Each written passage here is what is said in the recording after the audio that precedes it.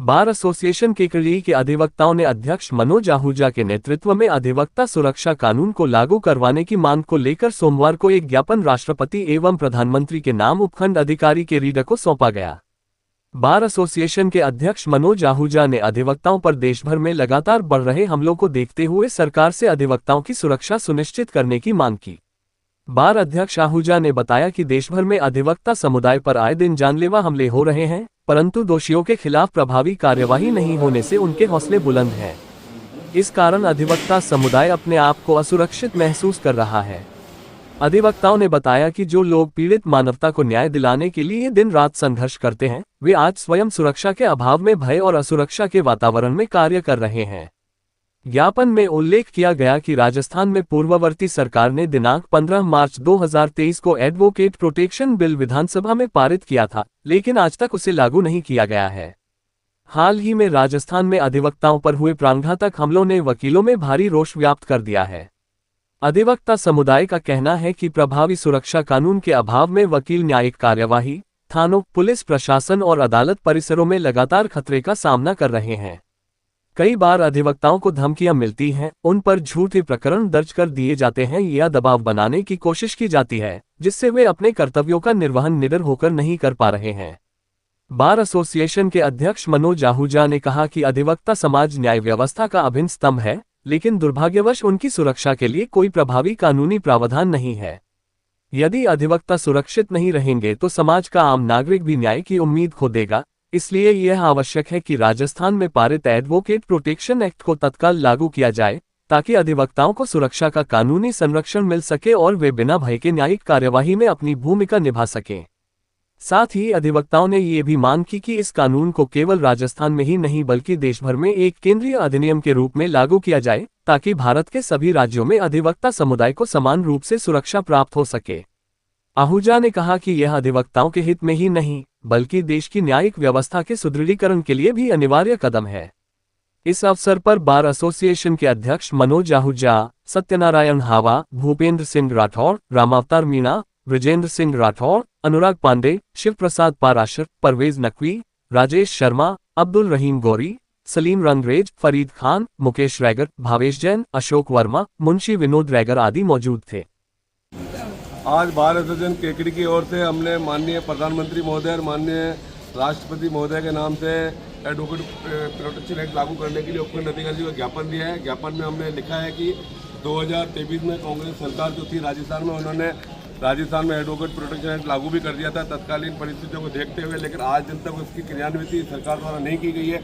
तो एक तो माननीय मुख्यमंत्री भजनलाल शर्मा जी का हम निवेदन करना चाहते हैं कि जब राज्य सरकार ने हमारा एक ड्राफ्ट बना के, चार्ट बना के हमारी बार काउंसिल ऑफ इंडिया से, बार काउंसिल ऑफ राजस्थान से प्रस्ताव लेने के बाद, जानकारी लेने के बाद नियम बना करके और एक्ट लागू कर दिया था, तो उसमें यदि कोई संशोधन करवाना है या उसको किस प्रकार से लागू करवाना है, तो सरकार आपकी जिम्मेदारी बनती है। क्योंकि एक सरकार ने ज्ञापन तत्कालीन परिस्थितियों को देख करके हमारे लिए प्रोटेक्शन एक्ट लागू किया और पूरे देश में एक मैसेज गया कि राजस्थान के पहला प्रदेश बन गया जहाँ पर अधिवक्ताओं को सुरक्षा कानून लागू किया गया।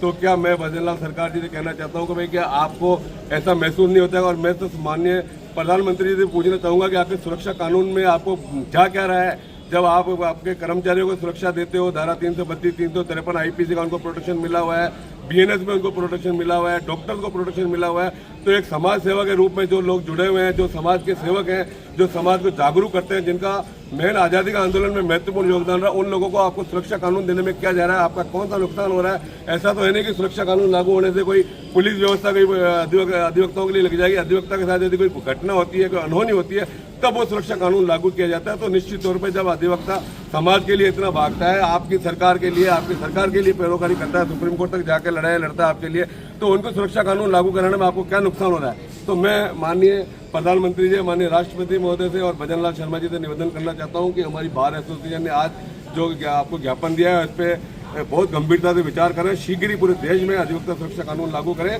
और ये वो वर्ग है जो आपको भी ऊंचाइयों तक पहुंचाता है, सरकार को भी चलाने में वर्ग की महत्वपूर्ण भूमिका रहती है। और मैं आपको बता देना चाहता हूँ, यदि आपने अपनी स्थिति क्लियर नहीं की, अधिवक्ताओं को सुरक्षा कानून का लाभ नहीं दिया, तो आने वाले समय में ये अधिवक्ता सब आपका भी विरोध करेंगे। क्योंकि आप एक सही काम भी यदि नहीं कर सकते हो, जनता जो जनता जनार्दन को आगे ले जाती है, जो गाइड करती है उन लोगों को, यदि आप इस प्रकार से सुरक्षा नहीं दे रहे हो, तो मैं नहीं समझता हूँ कि आपकी सरकार कोई काम कर रही है। तो मैं आपसे पुनः निवेदन करूंगा कि अधिवक्ताओं की सुरक्षा कानून लागू किया जाए। धन्यवाद। दिव्यांशी जन सेवा संस्थान द्वारा आज St Anselm's Pink City School Jaipur में साइबर क्राइम अवेयरनेस प्रोग्राम का सफल आयोजन किया गया। इस कार्यक्रम का उद्देश्य विद्यार्थियों को साइबर अपराधों के बढ़ते खतरों से अवगत कराना और उन्हें डिजिटल युग में सुरक्षित रहने के प्रति जागरूक बनाना था।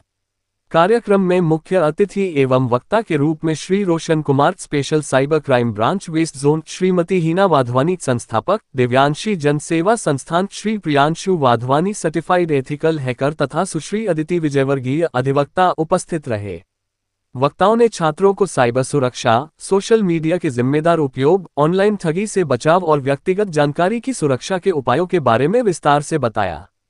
संवादात्मक सत्रों के माध्यम से विद्यार्थियों को ये भी सिखाया गया कि साइबर अपराधों की पहचान, रोकथाम और रिपोर्टिंग कैसे की जाए। कार्यक्रम के दौरान छात्रों को ये भी बताया गया कि किसी भी प्रकार के साइबर अपराध या ऑनलाइन धोखाधड़ी की शिकायत राष्ट्रीय साइबर क्राइम हेल्पलाइन नंबर 1930 पर तुरंत दर्ज कराई जा सकती है। विद्यालय के प्रिंसिपल श्री पोलाचन पुलिकल एवं कोऑर्डिनेटर अलका मैम ने संस्थान के इस प्रयास की सराहना की और कहा कि ऐसे कार्यक्रम नई पीढ़ी को डिजिटल सुरक्षा के प्रति जागरूक बनाने में महत्वपूर्ण भूमिका निभाते हैं। कार्यक्रम का समापन इस संदेश के साथ हुआ कि विद्यार्थी तकनीक का उपयोग जिम्मेदारी से करें और एक सुरक्षित डिजिटल समाज के निर्माण में योगदान दें।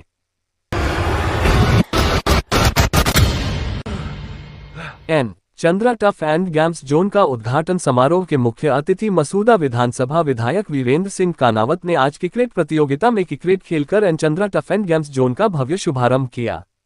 आज वीरेंद्र सिंह कानावत ने खेल प्रेमियों को संबोधित करते हुए कहा कि खेल और खिलाड़ी कभी भी बूढ़ा नहीं होता है। खेल हमारे को शारीरिक और मानसिक रूप से मजबूत बनाता है। खिलाड़ी का खेल से जुड़ाव बहुत गहरा होता है और यह कभी कम नहीं होता। Chandra tough and games zone के ओनर व पूर्व भाजपा जिला कोषाध्यक्ष आशीष सांध द्वारा बताया गया कि आज टफ एंड गेम्स जोन के उद्घाटन समारोह के प्रथम दिन 16 टीमों का निःशुल्क सुपर 7 सीरीज करवाए तथा 2 टीम महिलाओं की भी खेली गई। उन सीरीज की सबसे बड़ी बात यह थी कि किसी भी उम्र का खिलाड़ी आज टफ में मैच खेल रहा था। इस अवसर पर मसूदा विधायक वीरेंद्र सिंह कानावत, भाजपा पूर्व जिला कोषाध्यक्ष आशीष सांध, भाजपा मंडल अध्यक्ष अमित कुमार मोदी, नगर पालिका उपाध्यक्ष प्रीतम बडौला, पूर्व युवा मोर्चा अध्यक्ष सतीश ओझा, भाजयुमो जिला इत संयोजक ज्ञानचंद प्रजापत, मंडल मंत्री अभिषेक रानका, मंडल महामंत्री महेंद्र पनवार, अमित लोढ़ा, मंडल उपाध्यक्ष लोकेश पिपाडा, अनिल रामनानी, सुरेश रामचंदानी, मुकुंद सिंह राठौड़, SC मोर्चा जिलाध्यक्ष यश मीणा, नगर पालिका पार्षद मनोहर कोगटा, राजकुमार आसवानी, मनीष वैष्णव, Vikram Chauhan, Mahesh Ranka, Khemraj Gurjar, Kaluram Jaju, Laxmikant Chhipa, Kanha Mehta, Nipul Chhajed, Dinesh Ranka, Rahul Agewal, Deepak Maheshwari, Rajat Kumawat, Rajesh Lodha, Rohit Chordia, Aniket Sandh, Harsh Sen, Tilak Mewara, Devendra Piparwal, Saurabh Nagori, Shekhar Sandh, Manav Bordia, Saurabh Tated, Alok Sharma. Semifinal team Leo Club Vijaynagar Royal versus police थाना विजयनगर, माहेश्वरी क्लब वर्सेस प्राज्ञ जैन युवा मंडल विजयनगर के बीच खेला जा रहा है।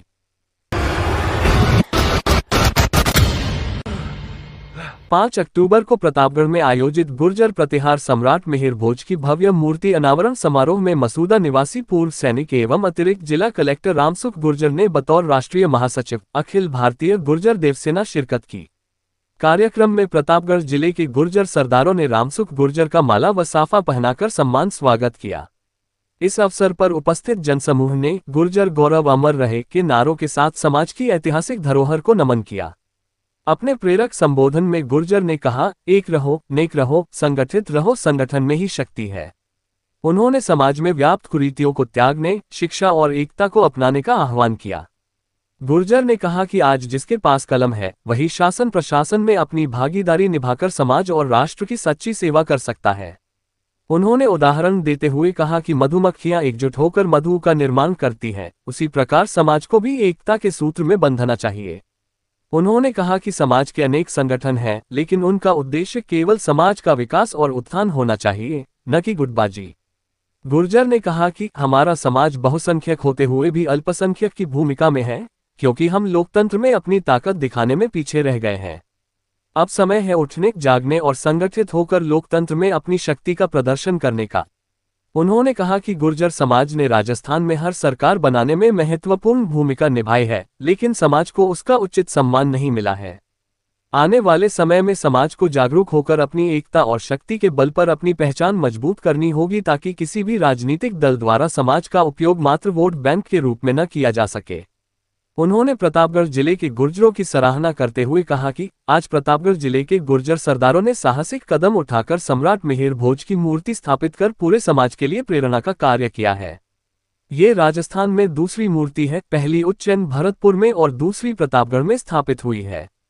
इस अवसर पर गुर्जर ने प्रतापगढ़ नगर पालिका अध्यक्ष रामकन्या गुर्जर व प्रहलाद गुर्जर को विशेष धन्यवाद व साधुवाद ज्ञापित किया, जिन्होंने समाज को संगठित कर यह ऐतिहासिक कार्य पूर्ण कराया। उन्होंने मध्य प्रदेश सहित विभिन्न जिलों से पहुंचे गुर्जर समाज बंधुओं का भी अभिनंदन किया और कहा कि यह आयोजन समाज की एकता, गौरव और संगठन का प्रतीक है, जिसे आने वाली पीढ़ियां याद रखेंगी। कार्यक्रम में गुर्जर समाज के गणमान्य जन, युवा प्रतिनिधि, पूर्व सैनिक और सामाजिक कार्यकर्ता बड़ी संख्या में उपस्थित रहे।